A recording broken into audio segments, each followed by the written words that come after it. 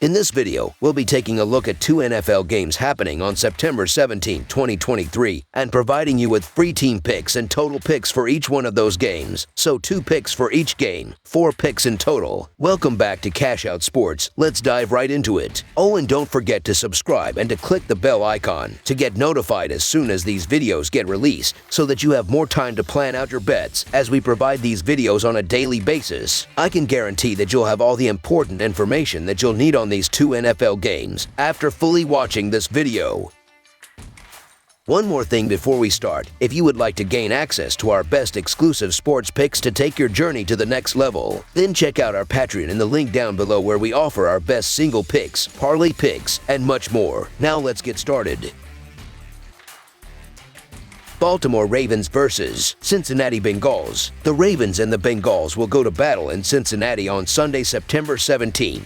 The Bengals have their home opener in this game as they try to bounce back from a brutal Week 1 loss to Cleveland, where the Browns demolished Cincinnati. Baltimore comes into this game on the heels of a nice win over the Texans. The Ravens managed to go 1-2 over the exhibition schedule this year. First was a 20-19 win over the Eagles, then a 29-28 loss to the Commanders. Game 3 was a 26-20 loss to the Buccaneers. In their Week 1 opener versus the Texans, Baltimore held a slim 1-point lead going into the second half. The Ravens scored 15 unanswered points in the third, however, and ended up winning 25-9. Over on the Bengals side, they went 0-2-1 in their 3 preseason games. Cincinnati lost 36-19 to the Packers and 21-19 to the Commanders, sandwiched around a 13-13 tie with the Falcons. Matched up against the Browns in the opener, the Bengals had a very rough day. Cincinnati held strong in the first half, but then gave up double-digit points in the second and fourth quarters during a 24-3 loss. This is a game that I've been looking to bet since the offseason, and I'm not deterred by the fact that the market is high on the Bengals this week. For starters, we've got a rare instance of double revenge as a bit of additional motivation with the Ravens, including a playoff loss in Cincinnati last January, where the Ravens were in prime position to win midway through the fourth quarter. That effort was with Tyler Huntley at quarterback, so the upgrade in this game with a fully healthy Lamar Jackson is worth at least a touchdown. Furthermore, the Bengals struggled mightily in Week 1, and recent history has shown us that these early season struggles with Joe Burrow at quarterback typically extend until at least Week 3. The Cincinnati rust on offense might even be exacerbated this week, given that Burrow is still working his way back into game shape following a calf injury suffered in training camp.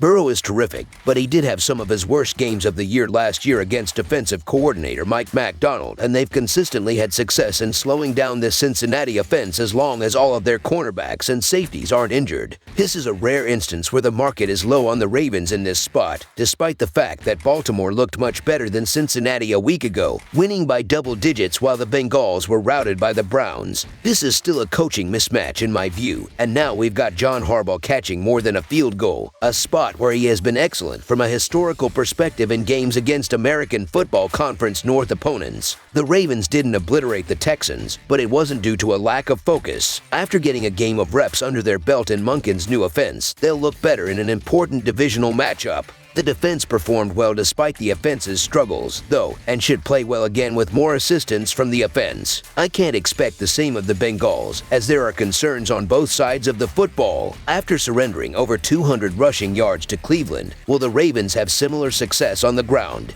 If they can, it will make life a lot easier for Jackson and his new group of pass catchers to take advantage of the Bengals' secondary. Burrow and the offense failed to get into the end zone in Week 1. How much more scoring can bettors expect from them against Baltimore? The Ravens are missing a few players, but will that be enough for the Bengals to capitalize en route to a 4+ point win? The Bengals should be determined to show that their Week 1 flop to the Browns was a hoax, but I am not buying it. If Burrow's offensive line isn't fully healthy heading into the game, the Ravens could also be in the backfield all evening. There is cause for concern that Burrow's ankle is still not fully healed after his training camp injury. If he isn't very mobile in this game to avoid the rush and pick up a few yards here and there with his feet, the Bengals could be in trouble. The Ravens were able to move the ball last week even with Jackson not playing sharp. The balanced running attack will be under pressure as Dobbins is out for the season. Even though the Ravens have already suffered some major injuries, I still can't back Cincinnati at over a field goal. Let's back Jackson, Harbaugh, and company in a massive early season tilt. I think the Ravens' defense, along with Jackson playing better, could surprise the Bengals and lead to an upset victory in this game. So the Baltimore Ravens to cover the spread as underdogs is our full game side pick.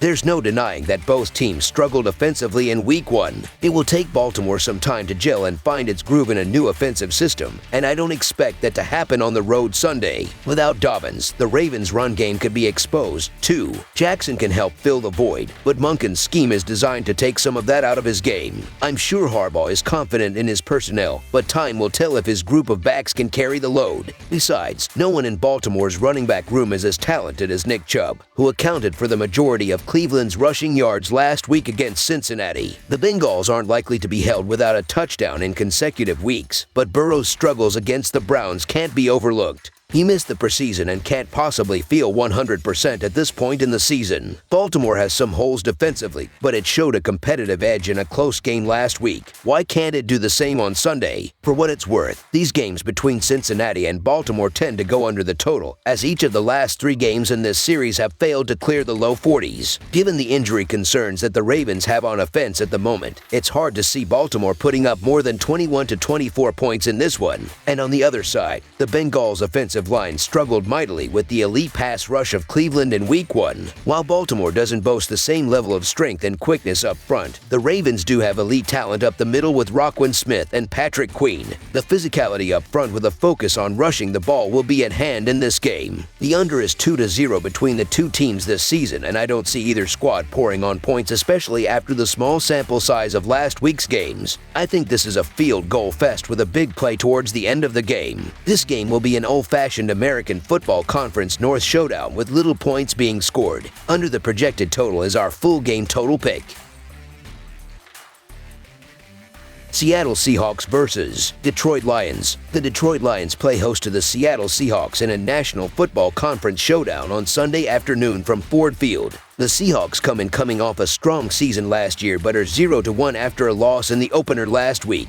For the Lions, a road win against the Chiefs put the NFL on notice as they suddenly look like they could be a team to be reckoned with in the National Football Conference. Last fall, the Seahawks won at Ford Field in a 48-45 shootout, while a big offensive night will be expected again. The outcome of this one could have an impact on the National Football Conference seeding when things are said and done, and could end up being one of the best matchups of the weekend. The Lions have high expectations for this season, and in Game 1 they were able to secure the victory over the Kansas City Chiefs. At halftime against the Chiefs, they were down 14-7, and it looked like they might pick up a loss. In the second half, though, they were able to fight back and win 21-20. The defense was the concern heading into the season, but against the Chiefs, they showed it might not be a weakness this year. Under center for the Lions is Jared Goff, who completed 22 of his 35 passes for 253 yards and a touchdown. David Montgomery also finished with 21 carries for 74 yards and a touchdown. Josh Reynolds also finished with 80 yards through the air. Is this going to be a bad season for the Seahawks? The Seahawks faced off against the Los Angeles Rams and they looked awful. At home, the defense gave up 30 points and the offense only managed 13 points. At halftime, they were up 13-7, but in the second half they failed to score any points. Geno Smith completed 16 of his 26 passes for 112 yards and a touchdown. Kenneth Walker finished with 12 carries for 64 yards. They allowed Matthew Stafford to throw for 334 yards. In this game, the defense is going to need to step up.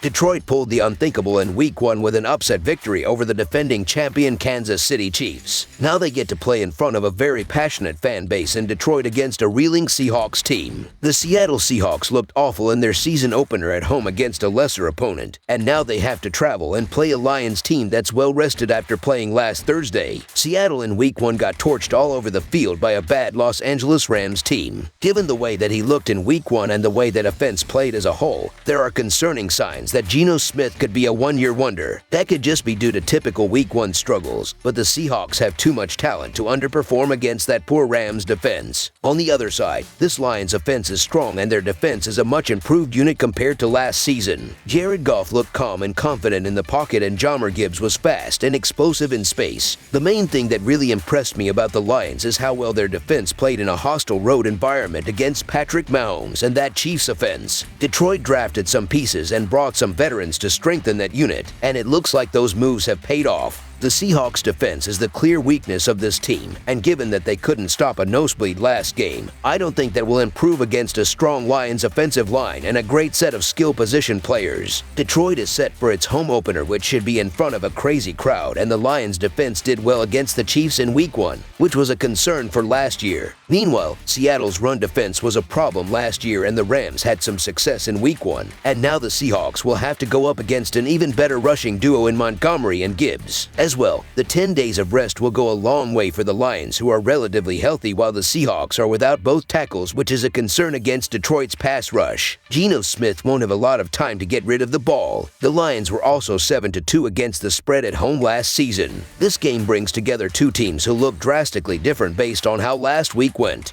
The Seahawks struggled on both sides of the ball last week, and with key injuries remaining, especially on the defensive side, those woes don't appear that they'll be answered in this one. The Rams were able to move the ball with ease without their top receiver, and now that they have to face a deep Detroit offense, the Lions will be expecting to put up a big number themselves. On the defensive end, the Lions only allowed 20 points to the Chiefs last week and expect to have generate even better pressure on the quarterback in this one. Tough spot for the Seahawks. We know what the Lions are capable of offensively, but it was their defense that helped them beat the Chiefs and was surprising. The Lions got consistent defensive pressure that led to 7 quarterback hits and produced 5 pass deflections. You have to be encouraged if you're a Lions fan, and this is a more reasonable matchup, as the Seahawks clearly have wrinkles to iron out. I expect Seattle should show a lot of fight in this spot, as the Seahawks are trying to avoid the dreaded 0-2 start. However, this Lions team is for real in my book, and we're going to see them show out on Sunday. The line is reasonable, so the Detroit Lions to win and cover the spread as favorites is our full game side pick.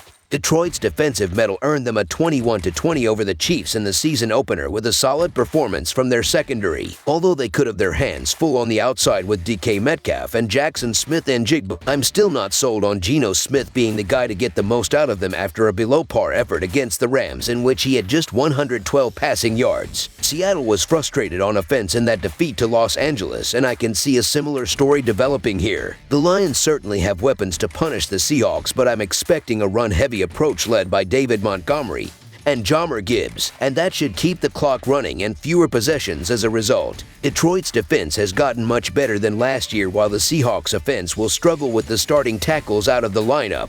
Both teams will also rely heavily on the run game, which will run the clock out more. This line has dropped a bit from the open, but at 47.5, that still is a solid number, as this could be a 26-20 game, as Detroit's run game will be the key in this one, hitting the under. Both the Seahawks and Lions are probably known for having stronger offenses than defenses, but this total feels a touch inflated. The under has cashed in 4 of the Lions' past 5 games, and I can see that trend continuing. Under the projected total is our full game total pick.